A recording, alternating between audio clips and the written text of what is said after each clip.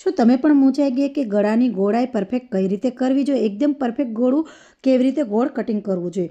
તો શું કરવાનું છે, અહીંયા આ બ્લાઉઝનું જે શોલ્ડરનો ભાગ છે એ 6.25નો છે અને 2 ઇંચનો આપણે ગળાનો ભાગ કટિંગ કરવાનો છે, એટલે કે 2 ઇંચનો ગાળો રાખવાનો છે. લંબાઈ છે 9ની આ રીતની. અને અહીંયા ખાસ ધ્યાન રાખવાનું છે, અહીંયા તમારે ઉપર આપણે 2 લીધું છે તો નીચે તમારે 1/2 ઇંચ એક્સ્ટ્રા લેવાનું છે. જો હવે અહીંયા તમારે બોક્સ ક્રિએટ કરવાનું છે, એટલે કે જોઈન કરી નાખવાનું.